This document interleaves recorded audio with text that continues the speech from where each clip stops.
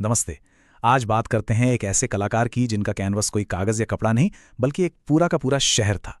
जी हाँ, हम बात कर रहे हैं मदन लाल नागर की और लखनऊ शहर के साथ उनके उस बेहद गहरे रिश्ते की। देखिए, मदन लाल नागर के लिए लखनऊ सिर्फ एक सब्जेक्ट नहीं था जिसकी तस्वीर बनानी है। नहीं, वो शहर उनकी प्रेरणा थी, उनकी म्यूज़ थी। उनके बनाए चित्र सिर्फ शहर की इमारतों या गलियों का रिकॉर्ड नहीं है, बल्कि वो शहर की धड़कन को, उसकी आत्मा को, उसके किरदार को कैनवस पर उतारते हैं। तो सवाल यही उठता है, आखिर कौन थे मदन लाल नागर और उन्हें ये खास नाम लखनऊ का चितेरा मिला क्यों? चलिए इसी सवाल के साथ इस कहानी की तह तक चलते हैं। तो पहला पड़ाव लखनऊ के चितेरे। ये सिर्फ एक टाइटल नहीं है, बल्कि ये उनकी पूरी कला और जिंदगी का निचोड़ है। आइए जरा गहराई से समझते हैं कि इस नाम का मतलब क्या था और ये उन्हें कैसे मिला। देखिए, ये कोई ऑफिशियल अवार्ड नहीं था। ये नाम उन्हें लोगों ने प्यार से दिया, सम्मान से दिया। क्यों? क्योंकि उन्होंने अपनी पूरी जिंदगी लगा दी लखनऊ की जो असल पहचान है, उसकी जो रूह है, उसे कैनवस पर उतारने में। उनकी पेंटिंग्स देखकर कोई भी लखनऊ की तंग गलियों को, पुरानी हवेलियों को और वहां की जिंदगी की हलचल को महसूस कर सकता है। अब आते हैं दूसरे हिस्से पर, एक कलाकार का शुरुआती जीवन। किसी भी कलाकार की कला को समझने के लिए ये जानना बहुत जरूरी है कि उनकी जड़ें कहाँ हैं, उनकी परवरिश कैसी हुई। नागर की कहानी भी उनके बचपन के उन अनुभवों से शुरू होती है जिन्होंने उन्हें वो बनाया जो वो थे। तो उनकी कहानी शुरू होती है 1923 में, लखनऊ में ही। लेकिन जिंदगी की शुरुआत थोड़ी मुश्किल थी। सिर्फ 12 साल के थे जब पिता का साया सिर से उठ गया। पर कला का जो जुनून था वो उन्हें 1941 में लखनऊ आर्ट कॉलेज तक खींची लाया। पढ़ाई पूरी करने के बाद उन्होंने भारत को जानने के लिए यात्राएं की और 1950 आते आते अपनी पहली सोलो एग्जीबिशन के साथ आर्ट की दुनिया में एक तरह से अपना पहला कदम रखा। और यहाँ एक बहुत ही दिलचस्प बात है, उनके घर में ही क्रिएटिविटी का माहौल था। उनके बड़े भाई थे अमृतलाल नागर, जो हिंदी साहित्य के बहुत बड़े स्तंभ माने जाते हैं। तो एक भाई शब्दों से दुनिया रच रहा था और दूसरा रंगों से। पिता के जाने के बाद अमृतलाल जी ने ही छोटे भाई को संभाला, एक गार्जियन की तरह, एक मेंटर की तरह। अगला सेक्शन है पहचान की खोज। वो एक ऐसा दौर था जब भारतीय कलाकार अपनी एक अलग आधुनिक पहचान बनाने की कोशिश कर रहे थे। मदन लाल नागर भी इसी कश्मकश का हिस्सा थे, अपनी एक मौलिक आवाज की तलाश में। अब उस दौर को समझिए।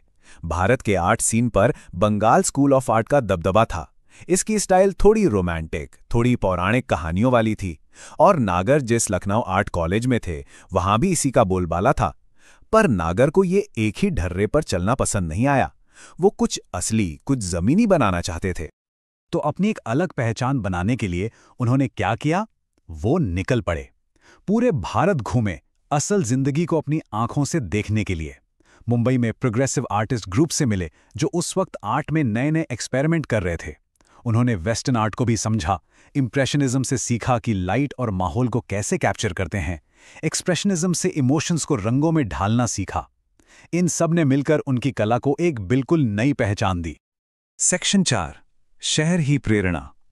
और ये लंबी कलात्मक खोज उन्हें कहीं दूर नहीं, बल्कि वापस उसी शहर में ले आई जहां से उन्होंने शुरुआत की थी। लखनऊ ही उनका कैनवास और उनकी सबसे बड़ी प्रेरणा बन गया। और जानते हैं ये सारी खोज उन्हें कहां ले आई? वापस अपने ही शहर लखनऊ में। उन्होंने लखनऊ के चौक की उन तंग गलियों में, पुराने टूटे फूटे दरवाजों में, उस भीड़भाड़ और रोज की भागदौड़ में अपनी कला की असली आत्मा को खोज लिया। और इसी असलियत ने उनकी कला को सबसे अलग बनाया। तो उनके काम का फोकस क्या था? मोटे तौर पर देखें तो 3 चीजें थीं।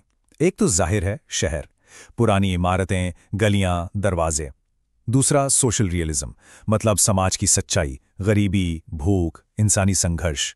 और तीसरा माइथोलॉजी, जैसे गणेश जी को उन्होंने अपने अंदाज में पेंट किया।